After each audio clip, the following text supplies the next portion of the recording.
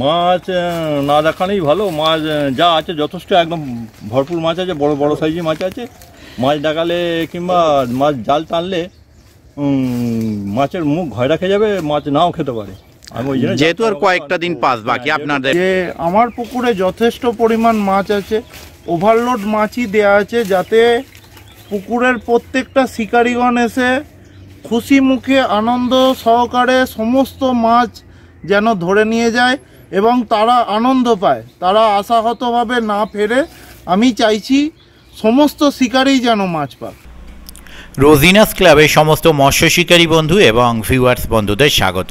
আপনারা ব্যাকে দেখতে পাচ্ছেন ভদ্রেশ্বর বিঘাটি চচ্চি কাতলা মন্দির। এই মন্দিরের পাশের পুকুরেই পাস চলবে। সেই রাস্তা দেখতে পাচ্ছেন, যে রাস্তার পাশ দিয়ে ঢুকতে হবে মন্দিরের অপোজিটেই ঢালাই রাস্তা। এই ঢালাই রাস্তা দিয়ে গেলেই পুকুর। এই পুকুরে পাড়ে শিকারী বন্ধুরা এসেছিলেন অনেকজন।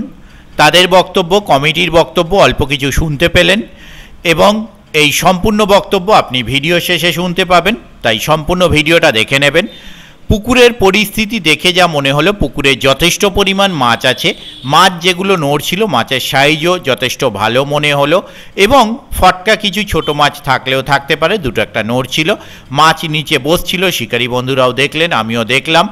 এবং আশপাশের লোকাল যে সমস্ত শিকারী আছে, সেই সমস্ত শিকারী বন্ধুরা যারা এসেছিলেন, দূরের কিছু শিকারী বন্ধু এসেছিলেন, প্রত্যেকেই মাছের নড়ন এবং পুকুরের পরিবেশ দেখে খুশি।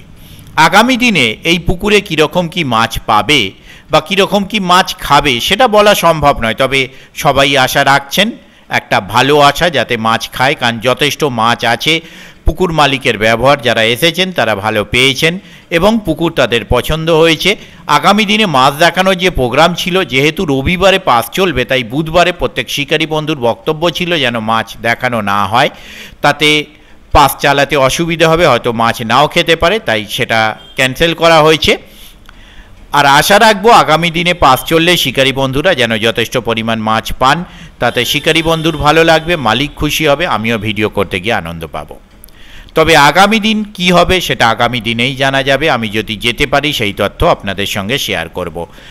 এই পাশে মাছ ধরতে গেলে যে সমস্ত নিয়ম মেনে মাছ ধরতে হবে সেগুলো আপনারা একটু জেনে নিন। মৎস্য শিকারীদের জন্য সুসংবাদ, ভদ্রেশ্বর বিঘাটি চচ্চি কাতলা মন্দিরের পাশে জনে পুকুরে পাস দেয়া হবে।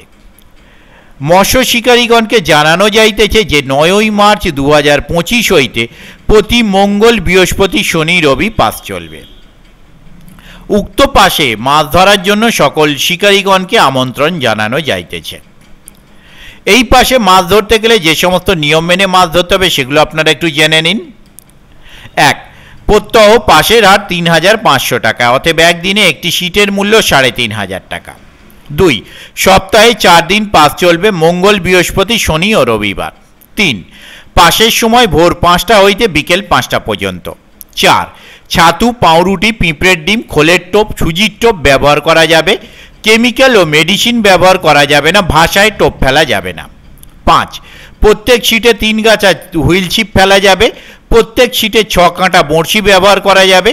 আপনি 8 কাঁটা বা 7 কাঁটাও ব্যবহার করতে পারেন, হাত ছিপ ব্যবহার করা যাবে না। 6. পুকুরের ধারে কোনো রকম অশ্লীল ব্যবহার করা যাবে না এবং প্লাস্টিক জাতীয় জিনিস পুকুরে ফেলা যাবে না। 7.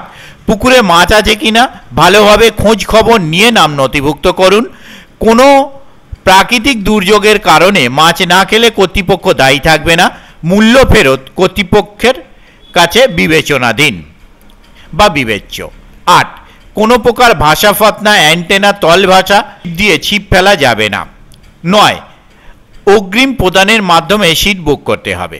যে ব্যক্তি আগে আসবেন সেই ব্যক্তি পছন্দ মতো সিট বুক করতে পারবেন, অতএব লটারির কোনো ব্যাপার নেই, অগ্রিম আসার ভিত্তিতে সিট বুকিং হইবে। 11. 10টির কম সিট বুক হলে উল্লেখ্য দিনে পাস চালানো নিয়ে কমিটি সিদ্ধান্ত নেবে। 12. কর্তৃপক্ষের সিদ্ধান্ত চূড়ান্ত বলিয়া গণ্য হইবে।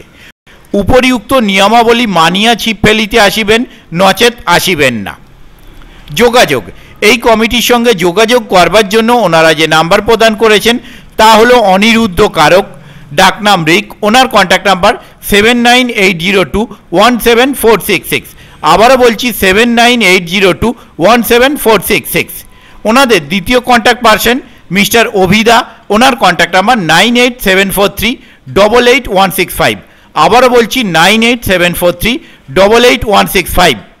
পথনির্দেশ কমিটি যা পথনির্দেশ প্রদান করেছেন তা হল ভদ্রেশ্বর স্টেশন থেকে পশ্চিম দিকে দিল্লি রোড পার হয়ে বিঘাটি হাই স্কুল মোড় থেকে 2 মিনিটের হাঁটা পথ চচ্চি কাতলা মন্দিরের পাশে।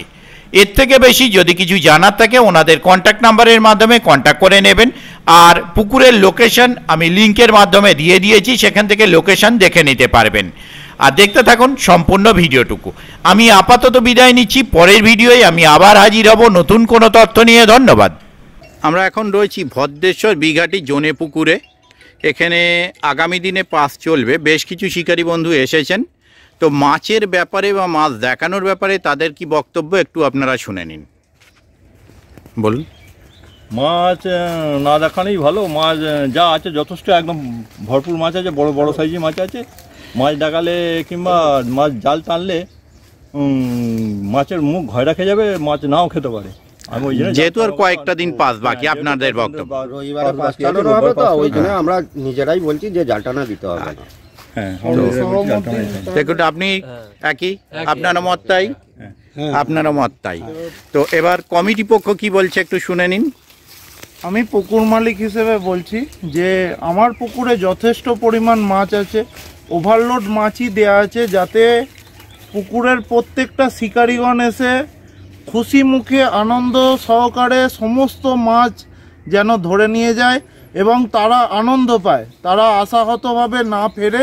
আমি চাইছি সমস্ত শিকারী যেন মাছ পায়। আমি সেই ব্যবস্থার জন্য মানে পাসটা চালাচ্ছি, তাদের আনন্দ দেওয়ার জন্যই আমি এই পাসটা শুরু করছি। আচ্ছা, আর এখানে 4 চাকা যারা নিয়ে আসবে বোধহয় মন্দিরের সামনে রেখে একটা 1-1.5 মিনিট হেঁটে ব্যবস্থা করা হয়েছে। আচ্ছা, তা আর বাইক নিয়ে আসলে পুকুর পাড়েই তো সোজা বাইক চলে আসবে।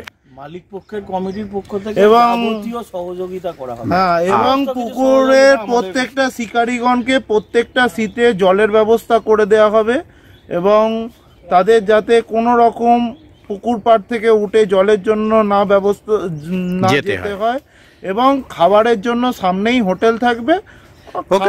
যে যার খরচায়, হ্যাঁ অবশ্যই জলটা কমিটি পক্ষে করে দেবে। ঠিক আছে, ধন্যবাদ দাদা। চাটা সকালবেলা চাটা দিতে হবে। হ্যাঁ, ও তো দেবে, ও জল দিয়ে দেবে।